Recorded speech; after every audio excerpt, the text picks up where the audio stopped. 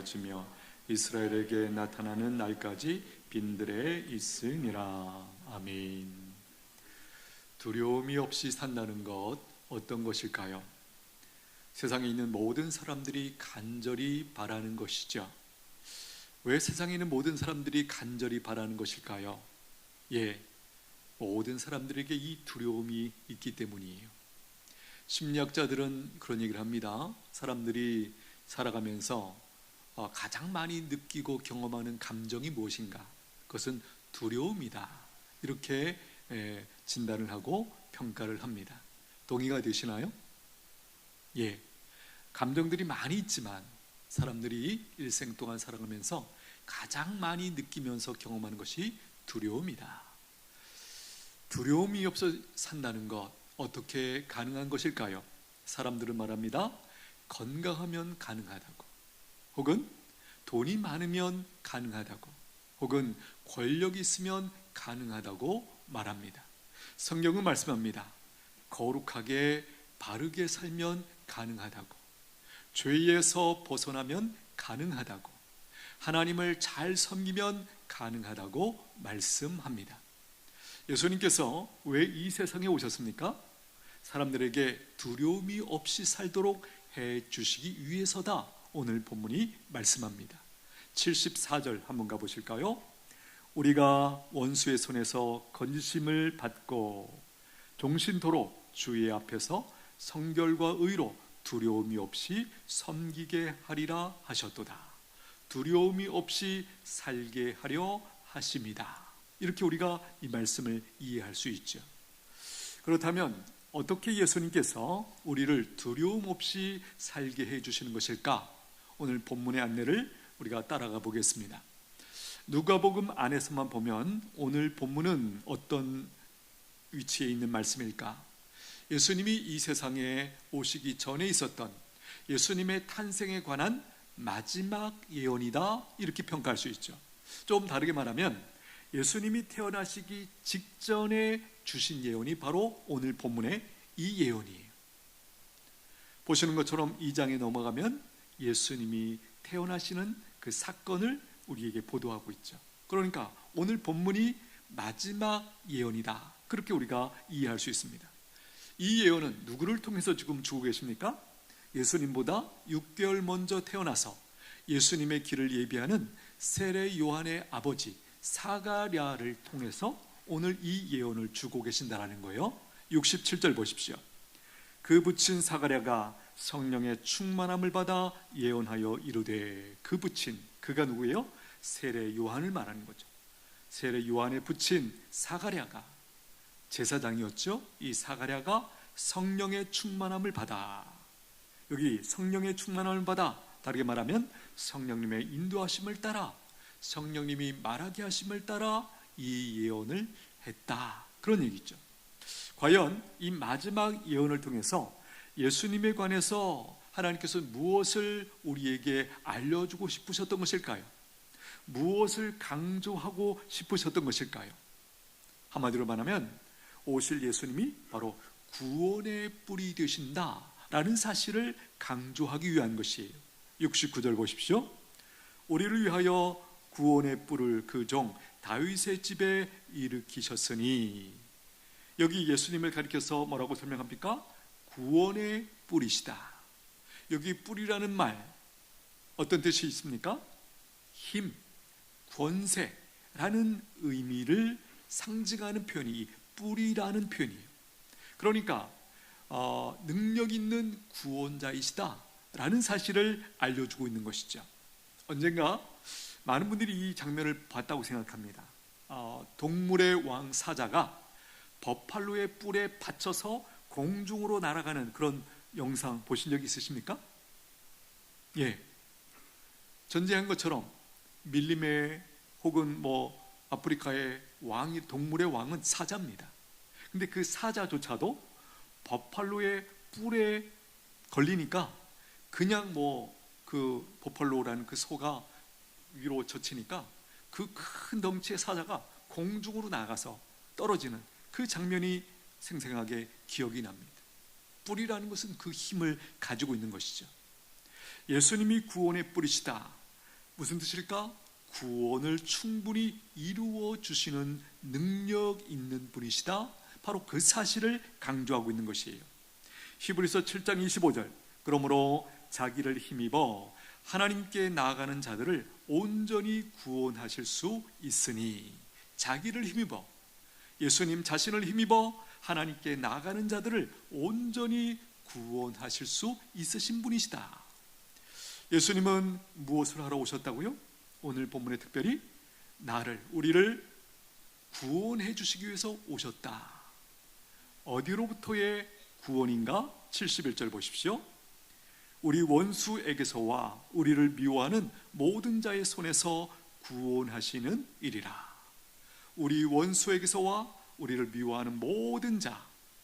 여기 원수, 사가랴가 예언하는 이 당시의 유대인들에게 있어서 현실적인 원수는 누구입니까?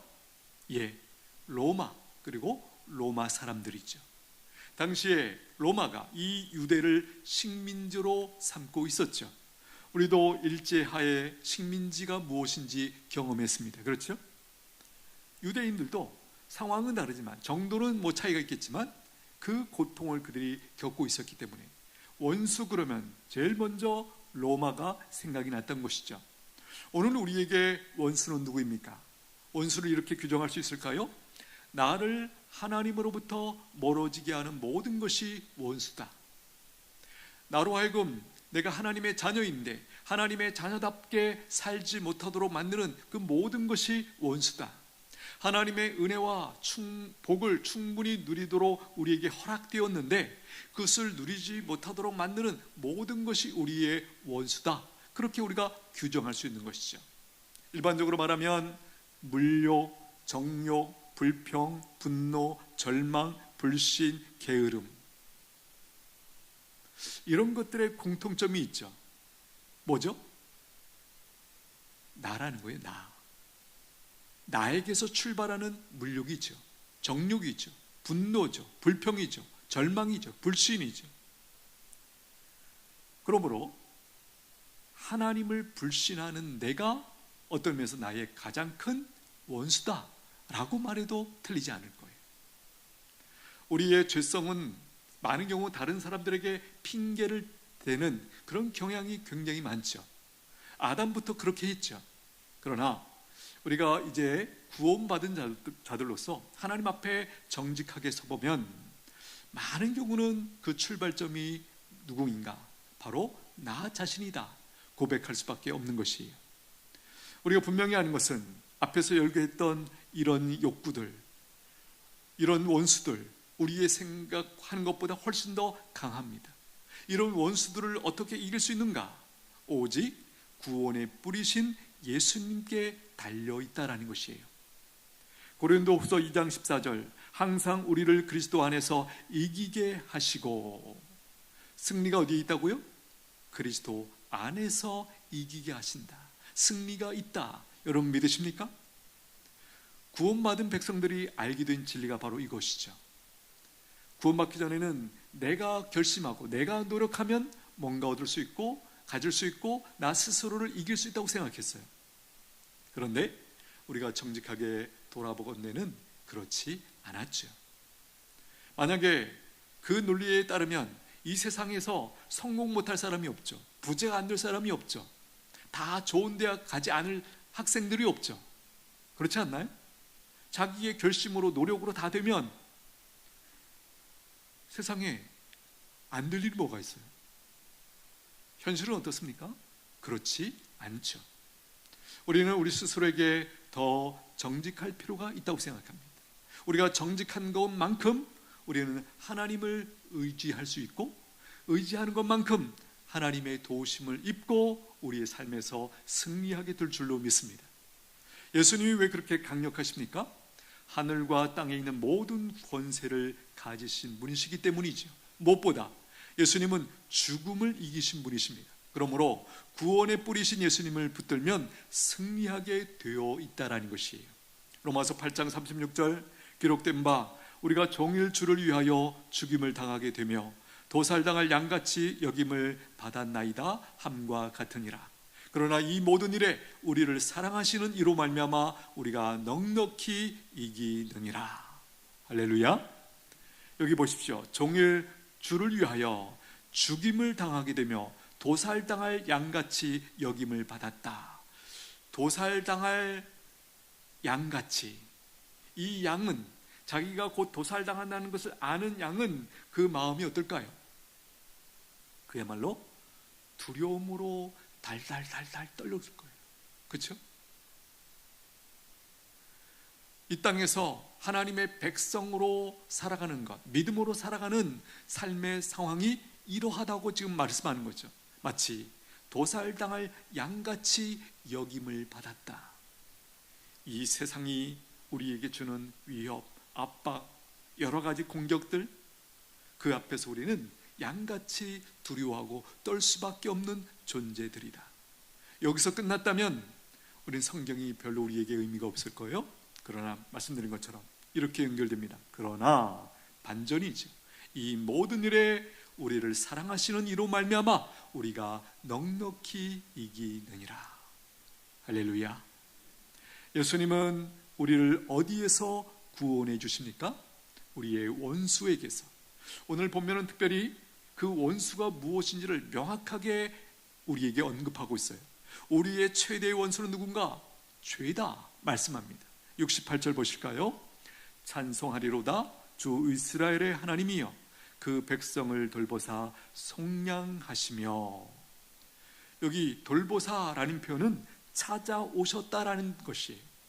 예수님이 이 땅에 오셨다, 이 땅에 오셨다라고 우리가 흔히 말합니다. 이 세상에 오셨다고 말합니다.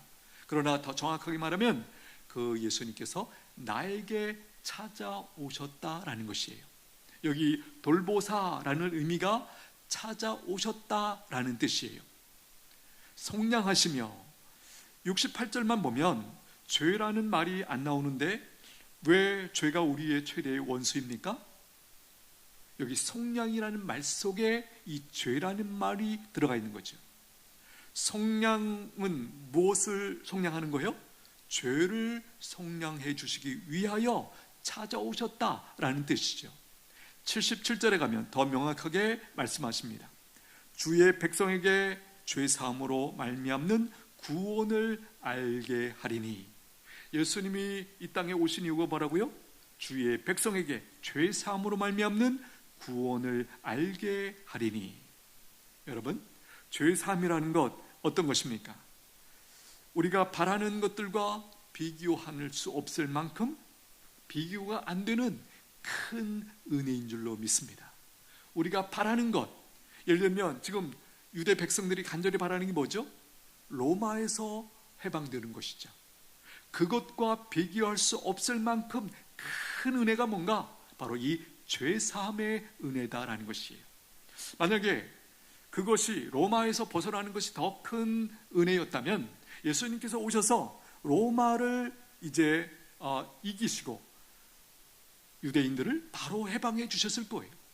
그러나 우리가 아는 것처럼 예수님이 이 땅에 오셔서 로마를 이기고 유대인들을 로마에서 해방시키는 것에 관심이 별로 없으셨어요. 예수님의 초점은 어디 있으시죠? 자기 백성들의 죄 사함을 받게 하는 그 일에 그분의 관심과 에너지와 시간이 다 거기에 집중되어 있었다는 것이에요. 이 죄 사함의 은혜는 하나님만이 주실 수 있는 은혜이죠. 그렇죠? 그 누구도 그 어디에서도 이 죄 사함의 문제를 해결할 수 없어요. 오직 하나님만이 이 문제를 해결해 주실 수 있는 것이었죠. 또 죄 사함은요, 하나님의 모든 복에 참여할 수 있게 만드는 문을 열어주는 은혜다, 이렇게 표현할 수 있어요. 왜 예수님께서 오셔서 이 죄 사함에 집중하셨는가? 그 죄 사함의 문제를 해결하기만 하면 하나님께로부터 하나님의 백성들이 주시는 은혜와 복을 충분히 받아 누릴 수 있기 때문에, 그래서 이 죄 사함은 그 은혜와 복의 문을 여는 은혜다, 제가 그렇게 표현을 드린 것이에요. 앞에서 살폈던 이 속량이라는 단어, 우리가 잘 아는 것처럼 노예의 몸값을 주고 놓아주어서 자유인이 되게 한다는 뜻이 바로 이 속량이라는 뜻이죠. 생각해 보십시오. 노예가 스스로 몸값을 지불할 수 있었다면 노예로 있겠습니까?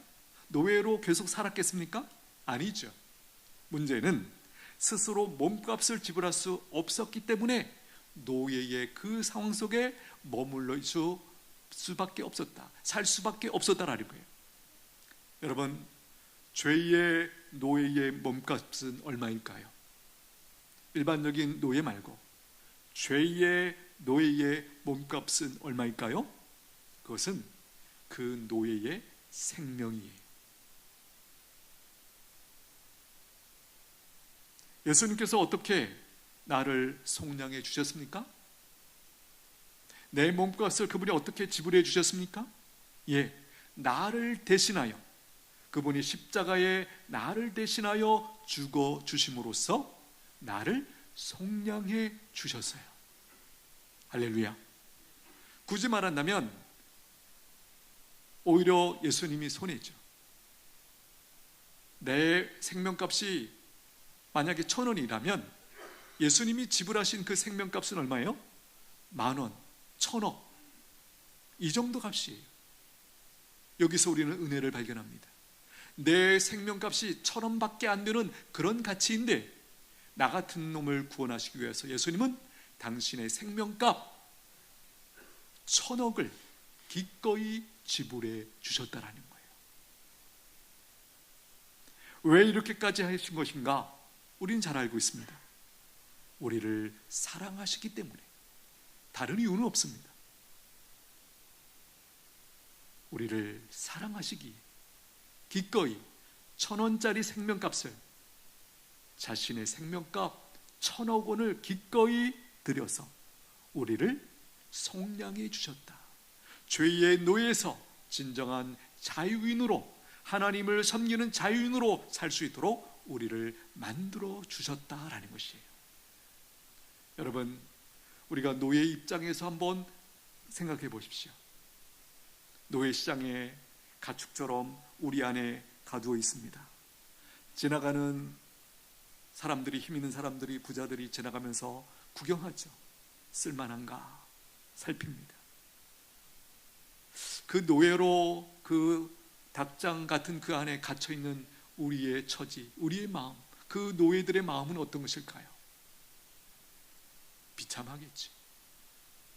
눈을 바로 바라보지 못할 거예요. 눈을 떨구고 땅만 바라보고 있을 거예요. 그 바라봄은 절망이죠. 비참함이죠. 나도 저 사람 바깥에 있는 사람들과 똑같은 사람인데 나는 왜 이 모양으로 이 처지 가운데 있는가? 자신에 대한, 자신의 처지에 대한 절망을 거기서 느끼지 않겠습니까? 그야말로 인간으로서 당할 수 있는 가장 비참한 그 느낌을 거기서 충분히 받을 수밖에 없는 것이죠. 그런데 어느 날 누가 와서 문을 엽니다. 너는 이제 자유인이야. 네 마음대로 움직여도 돼. 어떻게 된 것입니까? 저분이 네 몸값을 지불했다.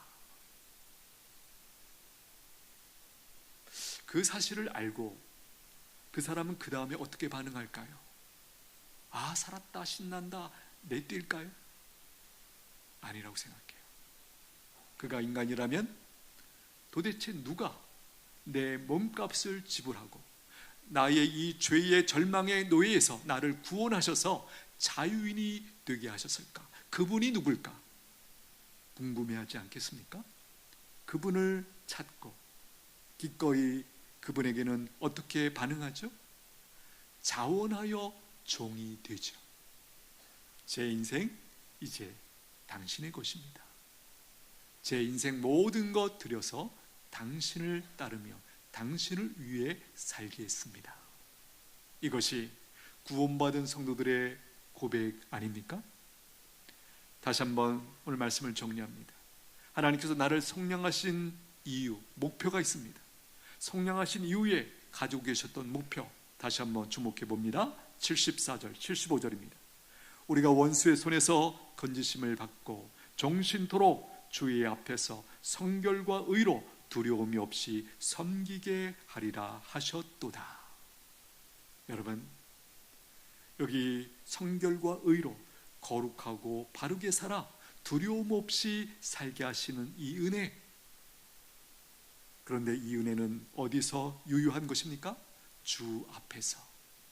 맨 앞에 있는 이 단어가 오늘 말씀 묵상하면서 굉장히 은혜로 나왔어요. 종신토록. 여러분, 은혜 안에 우리를 살게 하시는데 어떻게? 종신토록 살게 해주셨대요. 할렐루야. 여러분, 이 종신토록이라는 이 단어가 오늘 크게 보입니다. 만약에 우리가 죄의 노예로 종신토록 산다, 그럼 어떻게 되죠? 그야말로 완전 절망 아니겠습니까? 그런데 그 죄의 노예에서 벗어나서 자유인으로 하나님 앞에서 종신토록 살게 해주신다. 웬 은혜입니까? 두려움 없이 산다는 것 어떻게 가능합니까? 여기 말씀대로 거룩하게 그리고 바르게 살면, 죄에서 벗어나면, 그리고 하나님을 섬기며. 이 세 가지 요건 중에 가장 핵심이 뭐죠? 마지막 거죠. 하나님을 섬기면 거룩하게 바르게 살게 되고 죄에서 벗어나게 되고, 그렇죠? 하나님으로 섬기면서 살아가는 그 은혜를 누리면서 살게 된다는 거예요. 예수님이 왜 오셨다고요? 우리로 이 은혜 누리게 하기 위하여. 정말 그분의 오심을 기뻐하십니까? 그렇다면 이 은혜를 우리가 얼마나 누리느냐가 그분이 나를 찾아오신 그 은혜에 우리가 그래도 제대로 반응하는 모습이 아니겠습니까? 바라기는 이 성탄에 다시 한번 우리의 자리를 확인하십시오.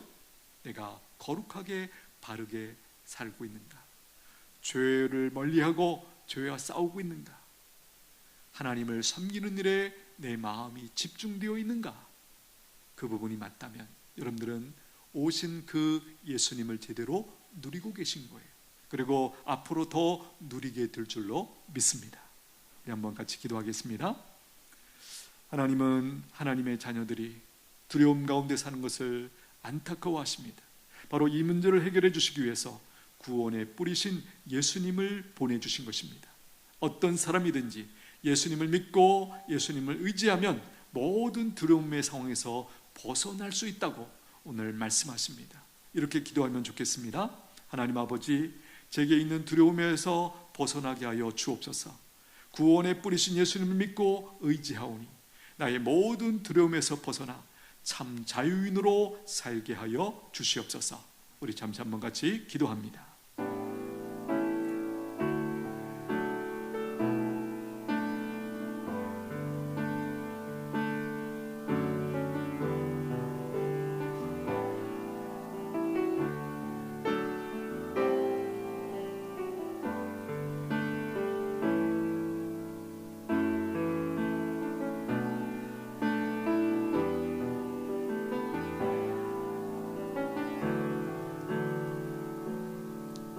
예수님의 이름으로 기도하옵나이다. 아멘. 찬송가 38장 올려드립니다.